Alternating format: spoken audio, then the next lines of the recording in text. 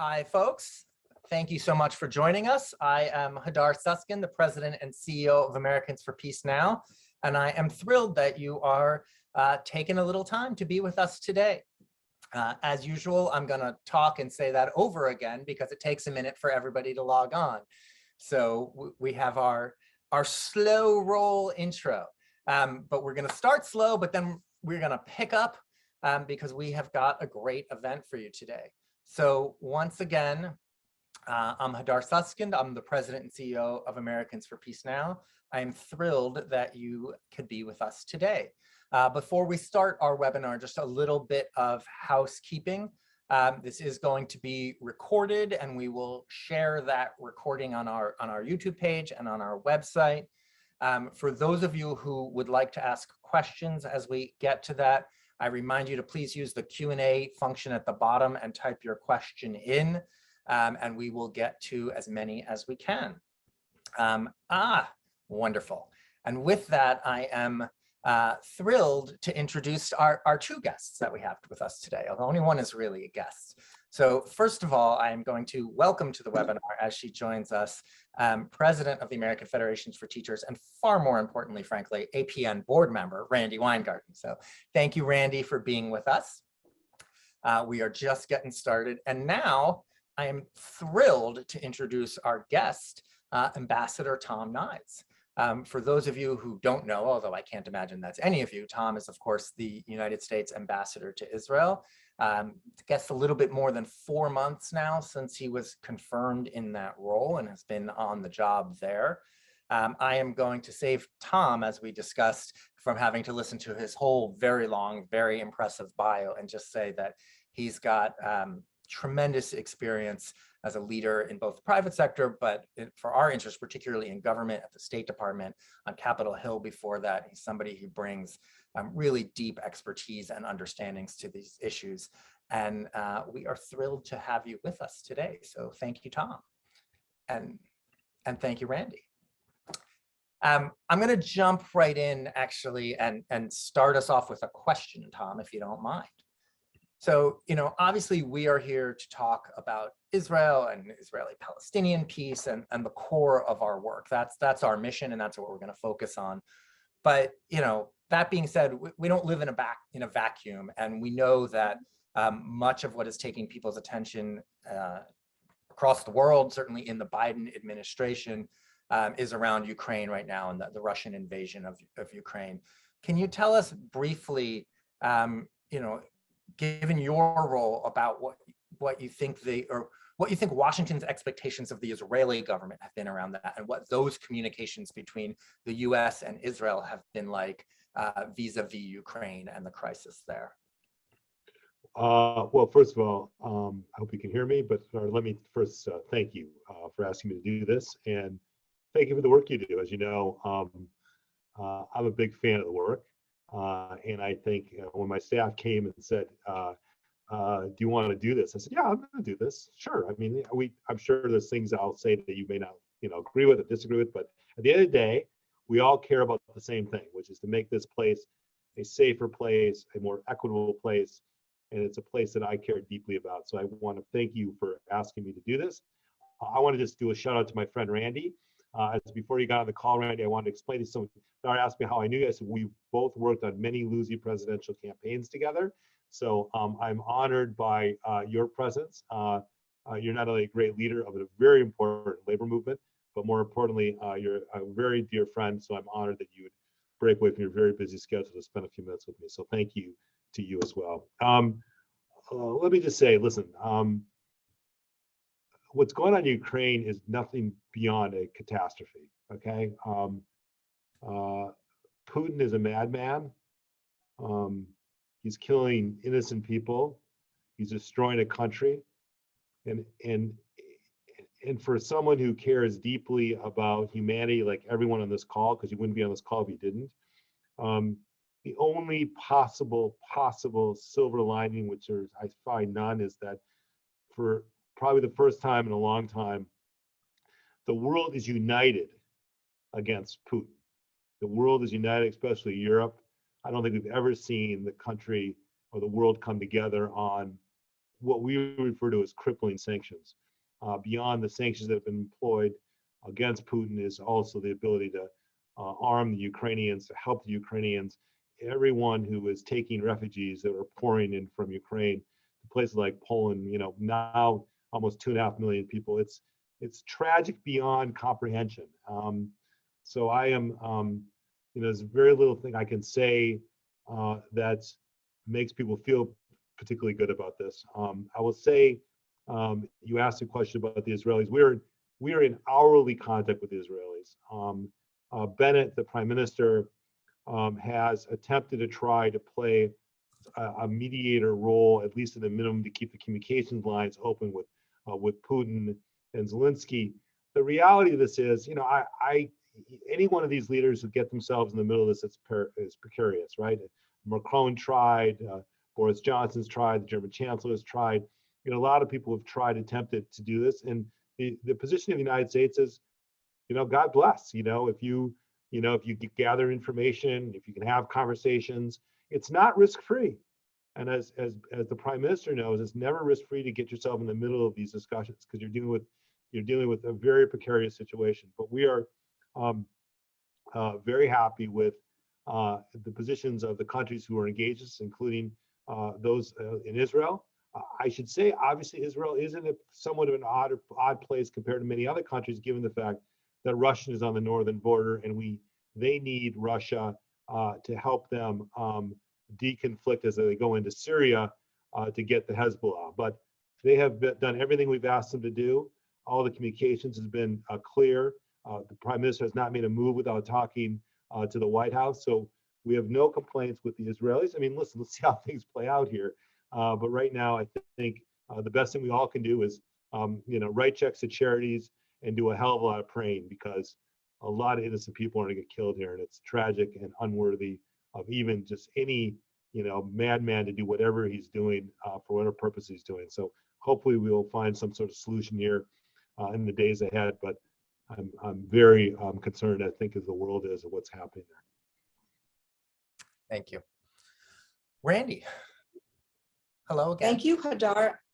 Thank you, Hadar, and thank you, Ambassador. And look, you can tell how important I think this is. I'm in the middle of my day job doing at an AFL-CIO meeting with Secretary Walsh, and I excused myself to be able to do this.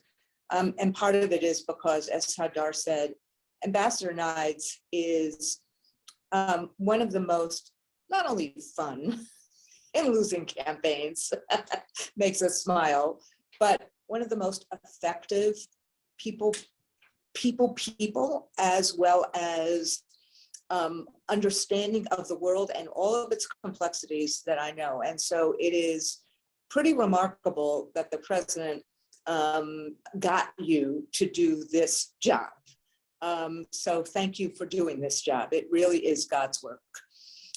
So you can just predict the questions that I'm going to ask, which is that U.S. ambassadors to Israel had been in the thick of Israeli-Palestinian relationships, from day one, before their confirmations. And, and they do it in any number of ways, whether they're active players trying to broker peace, or whether they are paving the road or creating an environment. So how do you see your role? And what have you been doing since you were sworn in last year? Well, Randi, thank you very much. And the love goes mutual back and forth to each other. So thank you. Let me just spend a second just telling you who I am, for those of you who don't know. And obviously, Randi, no, it's not. I'm a Jewish kid who grew up in Minnesota. I'm a Reformed Jew. My parents lit the candles on Friday nights. I was bar mitzvahed. But we went to temple a couple times a year for Rosh Hashanah and Yom Kippur. Not proud of that, but I'm just being honest about it. But I grew up as a Jew, and meaning that I care deeply about the culture of the place, about the humanity of the place, about why I am a Jew. It's not about the religious part of the Jew. It's about who I am in my soul, who I was growing up with. My father was the head of the UGA, was head of the temple. My mother was the head of Hadassah. That's who I grew up. I didn't know from Jew from non-Jew. There was a handful of Jews in Duluth. Until I got to Minneapolis, I realized that some of the Jews hung around together. I didn't even know people did that. And so, once I came to Washington, I've been involved in this issue about the issues around Israel and the security state of Israel, the plight of the Palestinians and the desire for the Palestinians to have the same rights and securities as the Israelis did. And I've been involved in every single fight on both issues around UNRWA and UNESCO and the foreign assistance. And so I really understand the importance of all of these issues. So just to give you a list, I like to say I don't really have an ideology. I am who I am, and to ask you what I've been doing since I've been here, I will talk to anyone. I mean, I know that's a weird thing to say, but I don't believe that we should be not talking to everyone. I go from B'nai Brak, which I did on my second week I was here, which is, for those of you who don't know, B'nai Brak is the 7th largest city, and it's a Haredi ultra-Orthodox community. I went from there to Nazareth. And if anyone's been to Nazareth, you know the history of Nazareth, but most importantly, it's a mixed community with a very large Palestinian community, Arab Palestinian community that lives there as well. And I've been doing that the whole time I've been here. I've been spending time working with Palestinians, trying to make life better. And I'll tell you specifically what I've been doing, but working with the Israelis to make sure the Israelis know that the bond between Israel and the United States, as the president said, is unbreakable. But I think my whole North Star is I am focused on to strengthening a democratic Jewish state. However, to do that, we must have a two-state solution, okay? If we lose sight of a two-state solution, if we talk about a one-state solution, if we talk about anything but a two-state solution, it is not good for the Palestinians. It's certainly not good for Israel. It's not good for the Jews. It's not good for anyone. So in every speech, in every conversation, I talk about the need to focus and make sure we don't lose sight of the vision of a two-state solution. And so you asked me how I've been doing that. There's a handful of things that I'm trying to do to execute in the West Bank. I just left a meeting a few minutes ago with one of the leaders, again, walking them through the 4 or 5 things I think we need to do to move forward on our agenda to make life better for the Palestinians, and trying to basically make it concrete. Example of this, I'm a big believer in that the Palestinians need to have 4G. And you would say, of course you need to have 4G. Well, you'd be surprised. Right now, I drove around, which of course I'm not supposed to do. I got in my car, or cars, I should say, and spent a little time in the West Bank. I wasn't supposed to get out of the car, but I got out of the car. Anyways, I look at my phone, and it's like 3G. I said, who the hell has 3G? This is ridiculous. And so tonight I'm having dinner with the communications minister, and I've been pounding this table about the importance of every Palestinian should have the same 4G or 5G on their phones, okay? The Allenby Bridge. As we know, the Allenby Bridge was a symbolic importance during the Oslo Accords. Obviously, after one of the conflicts, much of the idea of the Allenby Bridge was scrapped. I am trying to convince the Prime Minister and the Israelis to give more control to the Allenby Bridge. I'm talking about yesterday, I met with a whole bunch of US companies, big US companies, Google's, Microsoft's, Intel. And I basically said, I need you to open offices in the West Bank. I need you to do this because I know your bosses, I know your CEOs. It's one of the benefits of being a banker, former banker. And I'm working with them to set up a pathway to do that. Again, none of these things on its own is magical. But if we don't do these things, we're going to wake up with a bigger catastrophe than we can currently have. And I'm very focused on, because again, I don't do anything that will compromise Israel's security. I don't think giving them 4G compromises security. I don't think giving them the prosperity and the opportunities compromises security. I don't think giving money from USAID, which now it's up to like $500 million, both to UNRWA and to the Palestinian people, not to the PA, because obviously there's rules, we can't do that. We can all debate all that, validity of that later. But I don't think that in any way hurts the security of the state of Israel. So I am trying to do in my job, and it's not easy to do, but I'm a bit of a nag on this, including the idea of settlement growth, which infuriates me when they do things. It just infuriates the situation, both in East Jerusalem and the West Bank. and I'm sure we'll go into great lengths about those conversations. So I've been pretty busy. This is not for the faint of heart. And oh, by the way, I had 67 members here in the last 2 weeks. Yeah. Every Jew in America has been here, or at least I think they've been here. Everyone's given $4, so Hadassah or the UGA wants a meeting. But let's to be clear, it's a great privilege. Being a guy who, care deeply about this country and people. How could you not think it's a great place to be? And it's, listen, I'm not going to be hosting a lot of great parties, but then I could have gone to Paris. That's not what you do here. But the food, by the way, is excellent. But nonetheless, I just want to do the right thing. So, Hadar, can I just do one follow? Please, Randy. Okay. Ambassador, just by the way, you're always invited to Sharon Shul. You always have a seat at Yom Kippur in the Javits Center. She wanted to make sure that I told you that. So I love that. I love that. Listen, she's a genius. Well, I'm there. Call me in. All right. So the second question I have just on this, and you've touched on this already, which is, part of, what you touched on about just how you develop infrastructure in Palestinian areas and how you help the quality of life. I am wondering, and you may not be able to answer this, and I completely understand that. Is there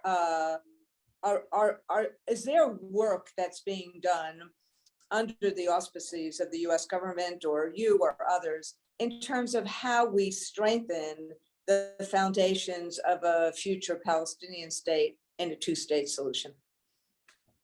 That's a really good question. I think there's two things we've got to be clear. First of all, we can't do stupid things that impedes us for a two-state solution, okay? And that what I mean by that is we can't have the Israelis doing settlement growth, both in East Jerusalem or the West Bank. Listen, I can't stop everything, just so we're clear. I'm not, and I have to pick my battles. Like E1 was a disaster. I went full bore on E1. For those of you who know about it, it's a very important area which would, if done, could cut off any possibility of a capital for the Palestinians, and we're all in.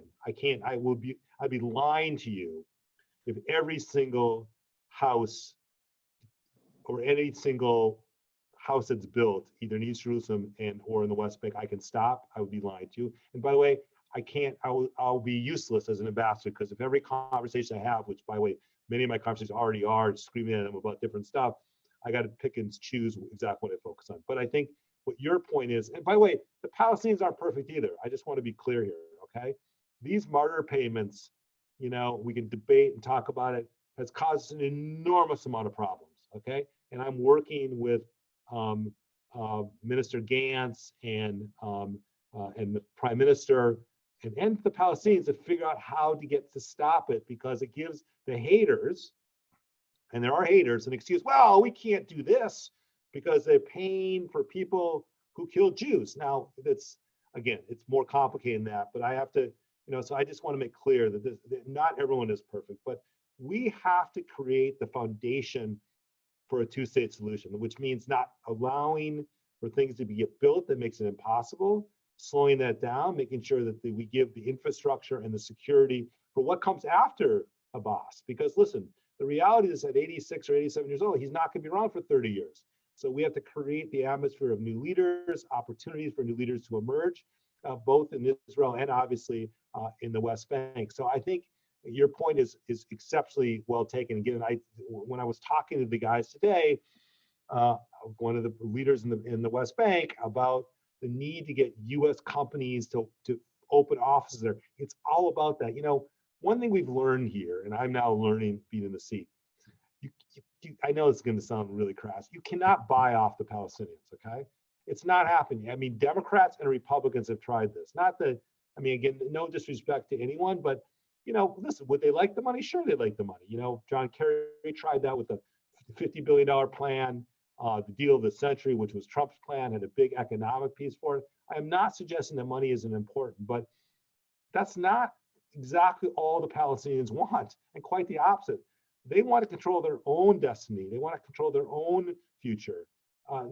They're not to be purchased. I mean, that's not to suggest that we shouldn't do money from USAID. That's how we should do programs. But if we think we just lead with our checkbook, it doesn't work. And so I've been by the way, I've been educated on this. Okay, even as the ambassador, I knew it instinctively. But when you sit down and talk to the Palestinians and you talk to the leadership, and not people who are haters, I mean, real Palestinian business leaders, I mean, people who have good relationships with Israelis, and there's plenty of Palestinian business leaders who have good relationship with Israelis, both who happen to live in East Jerusalem or live in the West Bank. So for rational people to say, listen, we like programs, sure, we like water programs and bridges and roads, sure, but don't kid yourself. This does not take away of our self-governance, our desire to have a two states, our desire to be our control our own destiny. So this is about, you know, freedom and opportunities, dignity, and that's we have to think about that. And I think, quite frankly, the President Biden understands that. Tony Blinken understands that. The leadership of this country understands that in the United States. We have to just make sure we can implement it. But it's a very good question. Not only is it a very good question, it's a great segue into what I wanted to ask next. And I'm going to apologize. I'm going to read it because I want to get the language specifically right here. So the Biden administration has stated repeatedly, including some of your colleagues in calls with us, that the U.S. believes Palestinians and Israelis have, and this is the key language, deserve equal measure of security, freedom, opportunity, and dignity. And you know, we know this language has been very thoroughly discussed and polished and worked on. So with the emphasis on that equal word, which is doing a lot of work in that sentence, what does that mean in practice? And how does the administration turn it from an aspirational statement, again, into real practice, given what you've been talking about, what we know is the enormous inequality that exists right now? That's a really good question. You know, and maybe I don't have exactly the right answer, but my answer is focused on, I got to get stuff done. Okay.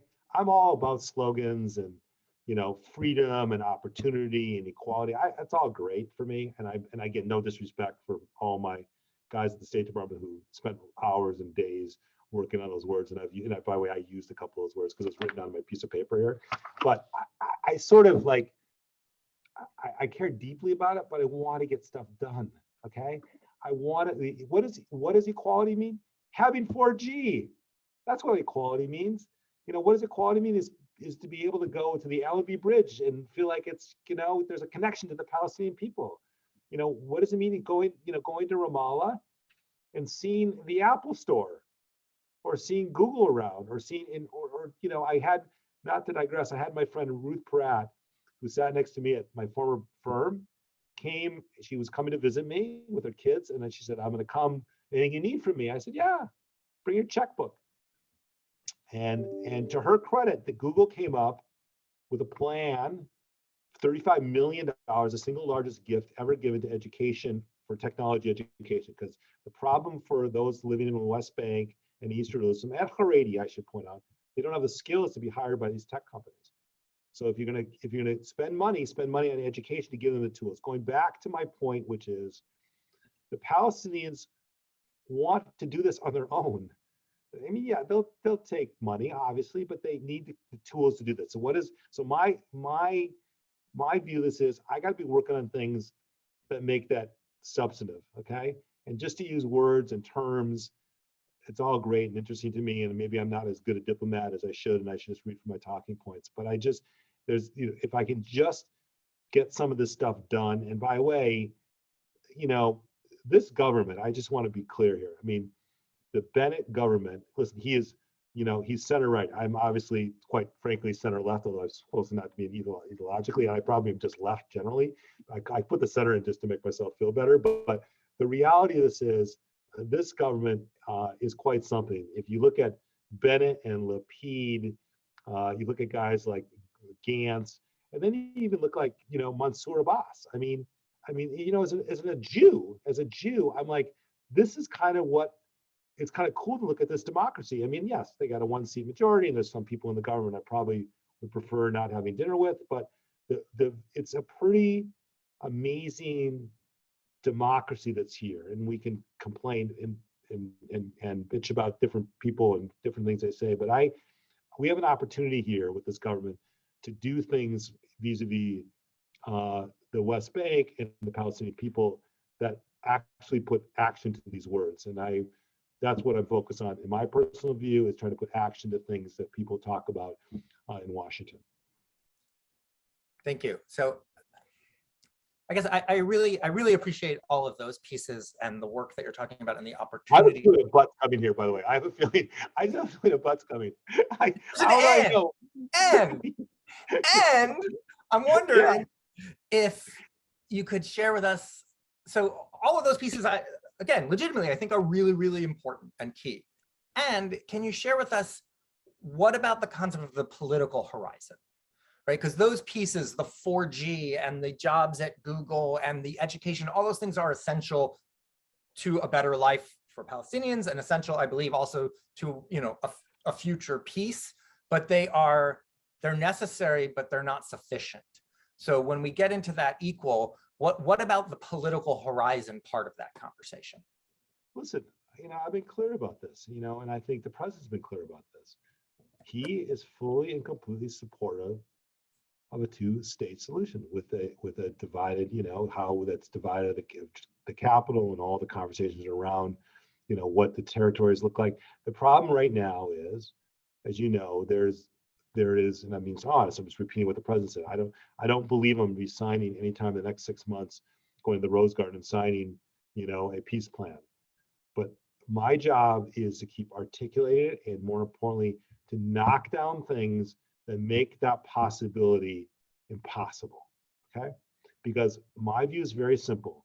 If people lose hope, if they lose hope that all these are as words, and that, by the way, is happening somewhat, both for Palestinians and Israelis, because I fundamentally believe, and I don't know if everyone agrees with me on this phone, a one-state solution is a disaster, okay? It's a disaster for everyone involved. So, I would be lying to you if I told you I have a peace plan ready to roll out, that I took the Trump plan and I'm saying, just by the way, I've got this plan here, I just haven't expressed it to you. At some point, could this administration engage in trying to do something, broader? Maybe. Right now, I view my job is to keep all options on the table, keep all opportunities, we can't, I said this at my confirmation hearing, we can't want peace more than they want peace. And I meaning they, both the Palestinians and the Israelis, okay? I can only push, I can cajole, I can work. Maybe we come up with a plan at some point, but it's got to come. One of the problems with all these plans, it's always been kind of top down and not bottoms up. And, as I talk to more and more people and I get smarter about this, I realize that one of the biggest mistakes are that, first of all, as I said, the Palestinians can't be bought off. And I think it's very important for people to understand that in their mindset as they talk about what's good for the Palestinians. Because what you and I think, I don't mean you and I directly, but what you and I think is, well, what are you talking about? Just give more money. Just give more money. That doesn't work. That's not, more than happy to take the money, but that's not the foundational issue. It is about the equality. It's about the respect. It's all about the things you talk about. So I don't know where this goes. I know where it won't go under the Joe Biden administration, my administration, was that somehow we will do things that will impair our ability to have a two-state solution. And again, that's what I can commit to. I cannot commit that I can have some magical formula that will win me the Nobel Peace Prize, or more importantly, Joe Biden Peace Prize. But I would mind it, by the way, it would be cool. But my wife would be happy with me since she's not happy with me now. So I just think we need to focus. I need groups, by the way, just record. We need groups like Peace Now. Make no mistake. We need organizations like you pushing all the time, even when it's uncomfortable, even when you annoy the crap out of people. That's okay. That's okay.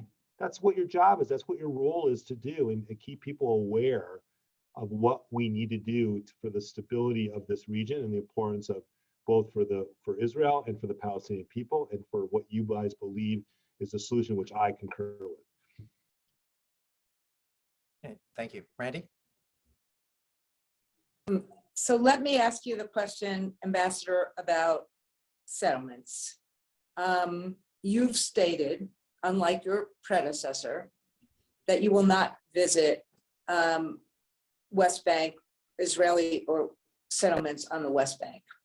So just give us a sense of I mean, in every action you take, obviously everybody parses out every single word and every single action because, of course, you are the Israeli ambassador. So does this signal a different, is the US reverting to the Obama era policy? But just talk a little bit about settlements and what you're thinking about US. Oh, Okay, we lost Randy. I think Randy's frozen a little bit. I got your yeah, question, Randy. you got the point there, I think. Yeah, I do. So let me just be very succinct about this, okay? What I said at the beginning of this conversation is I have no ideology, okay? Yes, I am a liberal Jew from Minnesota, but as it relates to me, the ambassador of Israel, I have no ideology.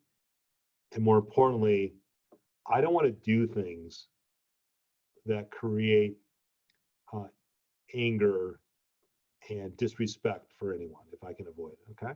Which means I'll meet with anyone at any point, okay? I'll meet with anyone at any point.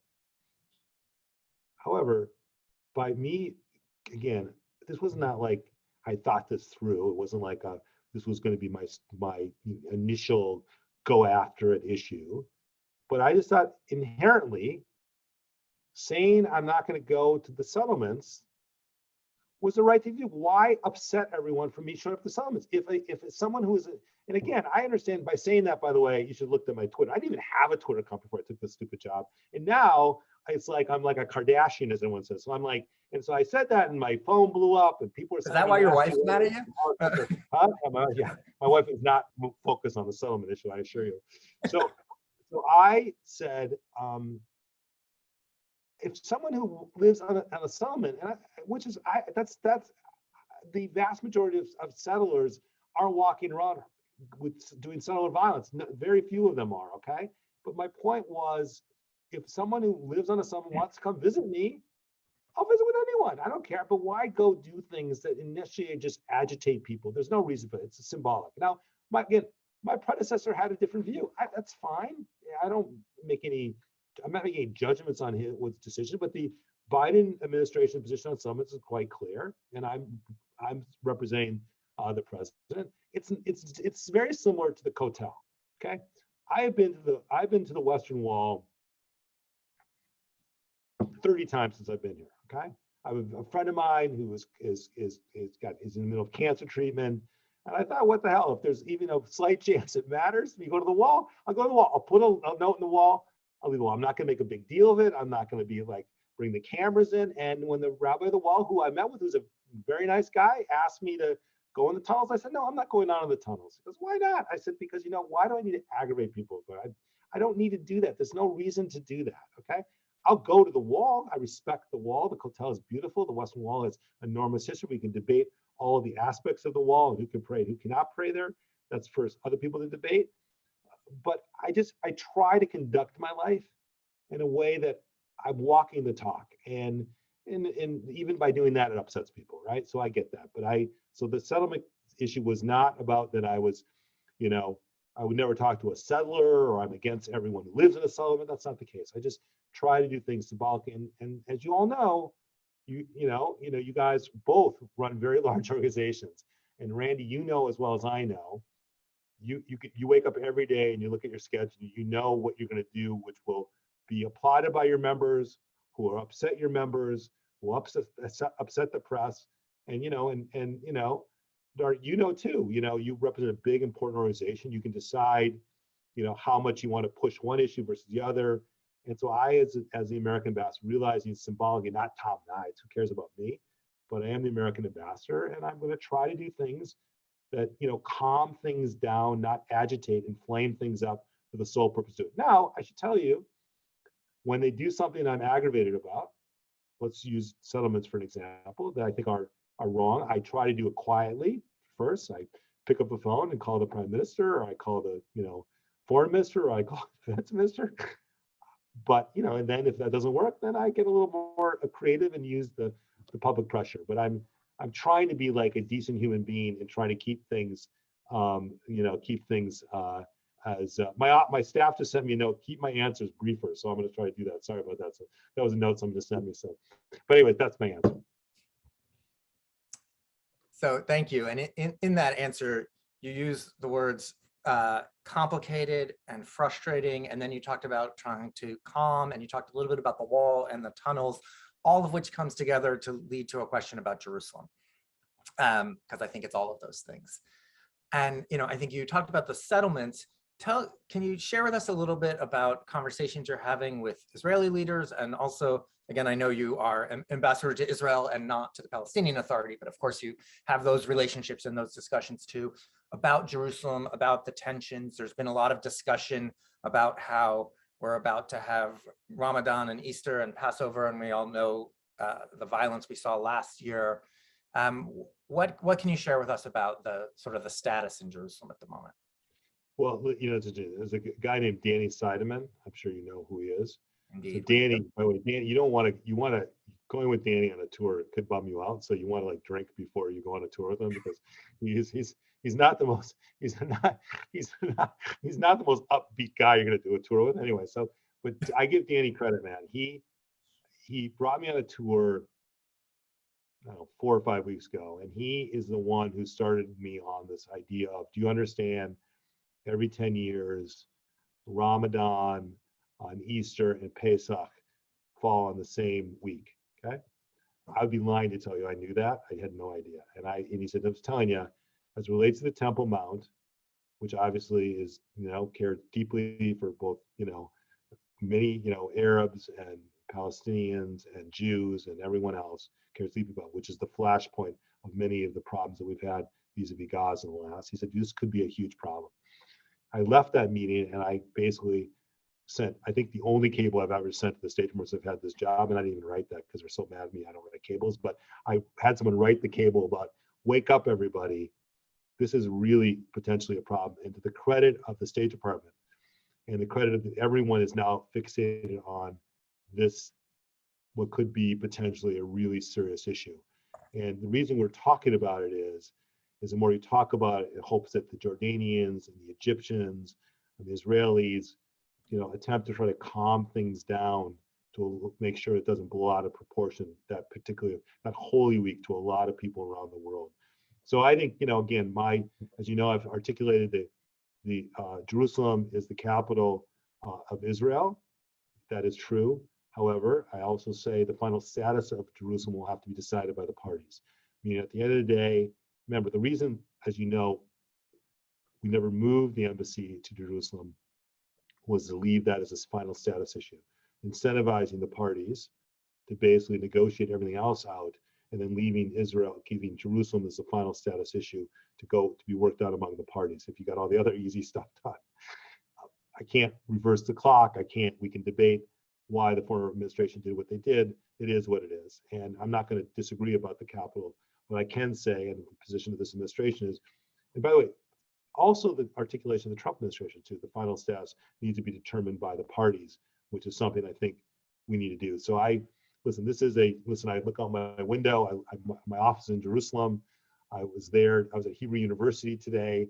I spent a bunch of time, that Hebrew University is a gorgeous place, but it looks all over the East Jerusalem, it looks all over the West, looks over to Jerusalem. You look to the south, you see part of the West Bank. You look to the left, you see the whole country, and what everyone's been fighting for is right on the balcony of Hebrew University. So hope that helps you answer the question a little bit. Thanks. Randi? So I got one last question for you, Mr. Ambassador, which is, and as you were talking about that view, I often think about the light in Jerusalem and that light and, how it reflects off the bricks. And that gives me a lot of hope. And so my question is, what gives you hope? it's, it's just a beautiful place. I mean, when a guy like me believes that that his best friend is in very tough shape, and believes, although I'm not particularly religious, right? Believes that I could go to the Kotel or to the Western Wall and place my hand on a brick, okay, and just say a little prayer. I mean, again, it's not a guy who's particularly spiritual, but that's pretty cool. This is what Jerusalem's all about for everyone. Jews and Arabs and Muslims and Christians and Indians. It doesn't matter who you are. It's the birthplace of all these religions, all these cultures coming together. And now you realize why people have been fighting over this place for 3,000 years. So I have enormous amount of affection, connection, belief in what made Jerusalem Jerusalem. And in my view, I just want to be able to again represent America to Israel, represent my beliefs that the importance for the Palestinian people is the importance for having all the words that Hadar talked about, but really making a difference in their lives and be able to share that with other people.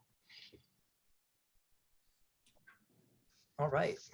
Well, I'm guessing that note that you were just looking at is telling you that you need to wrap up, because I know we are at our time limit. If you have someone, if you want, yeah, I'll take a couple questions. You got one more? Okay. I don't care. They've Great. been giving me notes the whole time I've been speaking, and so I've basically ignored them all, so it doesn't matter. All right. Well, I will take it. Thank you. Boy, I mean, we're coming down off your very aspirational hope question. I'm going to be much more in the weeds again. But, one of the things that we didn't get to when we really talked about Jerusalem, which is important, is the question of the East Jerusalem consulate. And, the Biden administration. Oh, shoot. I should have. Yeah, you took the last question. Yeah. Nice try. Okay, I'm back.